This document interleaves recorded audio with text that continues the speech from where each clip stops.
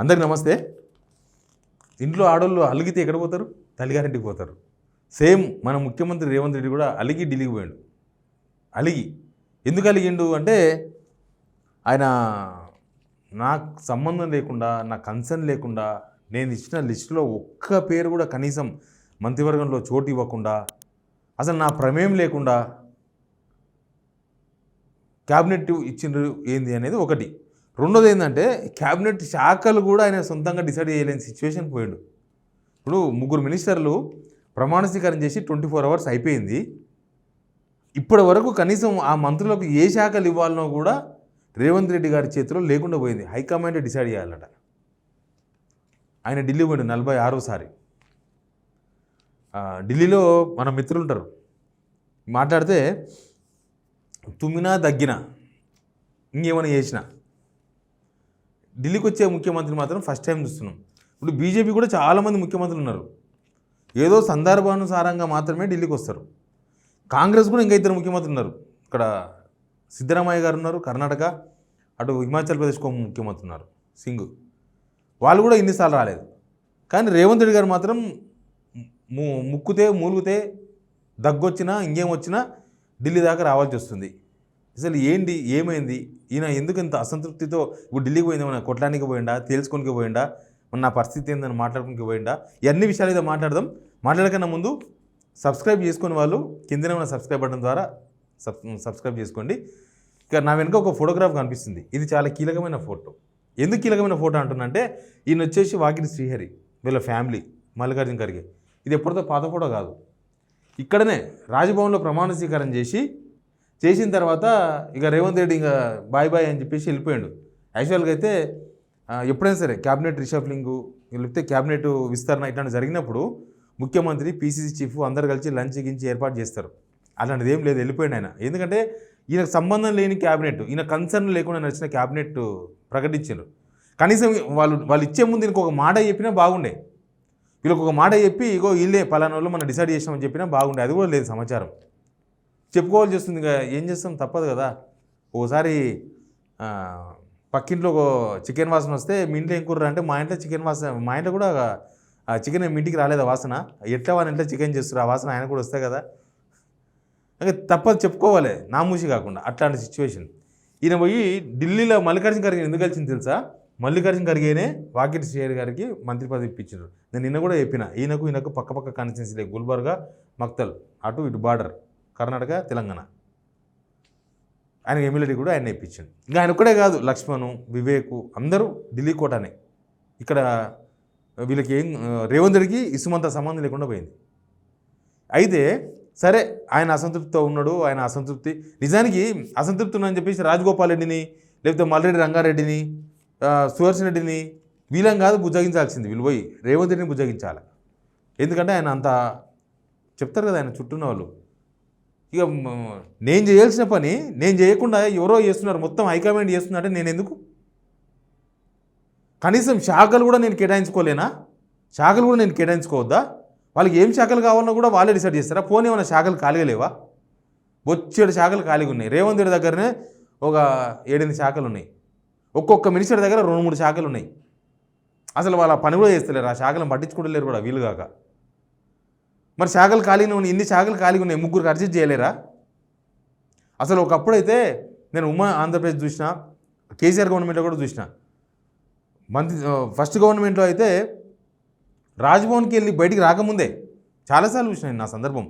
వాళ్ళు ప్రమాణ స్వీకారం చేసి ఆ ఫోటోలు దిగి, గ్రూప్ ఫోటో దిగి, అక్కడ ఏదైనా స్వీట్ ఉంటే అది ఇది తిని కొంచెం హడావిడి చేసుకొని ఫోటోలు దిగి బయటకు వచ్చే లోపల వాళ్ళకి శాఖలు వచ్చేస్తాయి. 24 అవర్స్ దాటినా కనీసం వాళ్ళకి శాఖలు ఇచ్చుకోలేని పరిస్థితిలో ఉన్నారు. ఇక్కడ సీఎం రేవంత్ రెడ్డి ఒకసారి చెప్పిండు, ఓ మాట అన్నాడు ఆయన, నాకు స్వేచ్ఛ లేదు, నేనేం చేయలేకపోతున్నా, నా పరిస్థితి ఏం బాగలేదని ఆయన ఓపెన్గా ఢిల్లీలో చెప్పిండు కదా.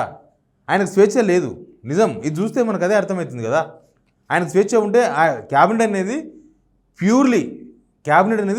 ప్యూర్లీ సీఎం ఎవరుంటే వాళ్ళు డిసైడ్ చేసుకోవాల్సింది. అరే మంత్రి పదవులు ఎవరికి ఇవ్వాలనో రేవంత్ రెడ్డి డిసైడ్ చేసే అవకాశం లేదు. ఆ డిసైడ్ చేసే మంత్రులకు ఏ శాఖలు ఇవ్వాలనో కూడా రేవంత్ రెడ్డి చేతుల్లో లేదు. అది కూడా హైకమాండ్ డిసైడ్ చేస్తుంది. ఇక్కడ 2 విషయాలు ఉన్నాయి. ఒకటి, హైకమాండ్ ఓవర్గా దీనిలో మిక్స్ అవుతుంది. ఇప్పుడు పార్టీ కార్యక్రమాల్లో హైకమాండ్ ఏమైనా నిర్ణయాలు తీసుకోవచ్చు, ఏమైనా సమావేశాలు పెట్టుకోవచ్చు. ఇప్పుడు మీనాక్షి నటరాజన్ గారిని పెట్టినారు, అంతకుముందు ఒక మేడం ఉండే, అది మీ పార్టీ వ్యవహారం, ప్రజలకు సంబంధం లేదు. కానీ ప్రభుత్వ వ్యవహారాలు అడ్మినిస్ట్రేషన్లో కూడా హైకమాండే చేతులు పెడితే, హైకమాండే కాళ్ళు పెడితే, హైకమాండే నిర్ణయాలు తీసుకుంటే ఇంకా ముఖ్యమంత్రి దేనికి? ముఖ్యమంత్రి అవసరం లేదు, ఆయన ఫీలింగ్ కూడా అదే. ఇక సీఎం ఎందుకు అసలు? అన్ని హైకమాండ్ చేస్తున్నప్పుడు సీఎం ఎందుకు? రాజీనామా చేయించవచ్చు కదా ఆయనతో, రేవంత్ రెడ్డితోనా? ఈ తిప్పలంత ఎందుకు ఆయనకి? ఆయనను బాధ పెట్టుడు ఎందుకు? ఆయనను ఈకేలాగా తీసేసుడు ఎందుకు? ఒక ముఖ్యమంత్రి ఆయన ఏల్చిన పని ఆయన చేయకుండా. అయితే ఇక్కడ రేవంత్ రెడ్డి కూడా తప్పుంది.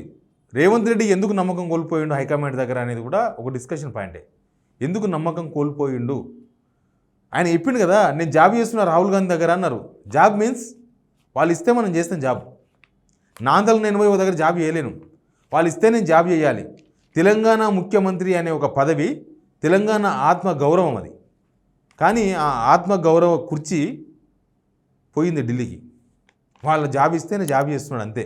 అంటే ఆ కుర్చీ మనది కాదు.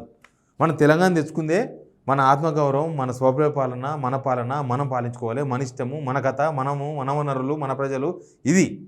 కానీ ఇప్పుడు రేవంత్ రెడ్డి గారు చేసిన కామెంట్స్ నిన్న విన్నారు కదా, ఏమన్నాడు? బీజేపీలో స్కూలు, టీడీపీలో కాలేజీ, ఇప్పుడు రాహుల్ గాంధీ దగ్గర జాబు. తెలంగాణ ఆత్మగౌరవం ఢిల్లీలో తాకట్టు పెట్టిండ్రు అంటారు చూడు, ఇదే ఇది. దీన్నే అంటారు. ఇప్పుడు పదవులు కూడా అంతే కదా. ఆయన ముఖ్యమంత్రి పదవి ఢిల్లీ డిసైడ్ చేసింది. ఇప్పుడు ఈ మంత్రులు ఢిల్లీ డిసైడ్ చేసింది. వాళ్ళకి ఏం శాఖలు ఇవ్వాలనో ఢిల్లీ డిసైడ్ చేస్తుంది. రేవంత్ రెడ్డి డిసైడ్ చేయడానికి లేదు. రేవంత్ రెడ్డిని నమ్ముతలేరు, రేవంత్ రెడ్డికి నమ్మకం లేదు. ఈ పొజిషన్ అంతా చూస్తుంటే ఏమనిపిస్తుంది అంటే నాకు, సరైనోడు దొరికితే రేవంత్ రెడ్డిని దింపేస్తారు. సరైనోడు దొరికితే వాళ్ళకు రేవంత్ రెడ్డిని దింపేస్తారు. అట్లాంటి పొజిషన్ కనిపిస్తుంది. మరి దీన్ని ప్రజలు కూడా గమనిస్తారు కదా. మనం పరాయి పాలన, ఆత్మగౌరవం, ఆత్మాభిమానం, ఢిల్లీ, ఇవే కదా మన ఉద్యమానికి నాంది. ఇప్పుడు అదే జరుగుతుంది. రేవంత్ రెడ్డిని నమ్మకపోతే, రేవంత్ రెడ్డి నమ్మకం కోల్పోతే ఆయన తీసి పక్కన పెట్టి ఇంకోరికి ఇస్తారో ఇవ్వండి. అంతేగాని మొత్తం ఢిల్లీకి వెళ్ళి నడవాలి, తెలంగాణ మొత్తం ఢిల్లీకి వెళ్ళి నడుస్తుంది, కేవలం రేవంత్ రెడ్డిని ఒక విషయం మాత్రమే మాకు వినియోగపడుతున్నాడు, దానికి మాత్రం వినియోగించుకుంటాం అంటే ఇక్కడ తెలంగాణ ప్రజలు, రేవంత్ రెడ్డి అనే వ్యక్తి తెలంగాణ ముఖ్యమంత్రి, తెలంగాణ ప్రజలు మీరు ఇస్తే అయ్యిండు ముఖ్యమంత్రి, షీల్డ్ కవర్ ముఖ్యమంత్రే. అంతకుముందు మంత్రులు కూడా షీల్డ్ కవర్ మంత్రులే. కేసీ వేణుగోపాల్ రెడ్డి మీద వచ్చింది ఎవరెవరు మినిస్టర్లు ఇవ్వాలని.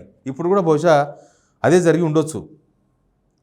కానీ ఈ విషయంలో ప్రజలు ఆలోచించాల్సిన అవసరం ఉంది. మనం ఢిల్లీ చేతిలో ఉన్నాం, ఇప్పుడు ఢిల్లీ పరిపాలన చేతిలో ఉన్నాం.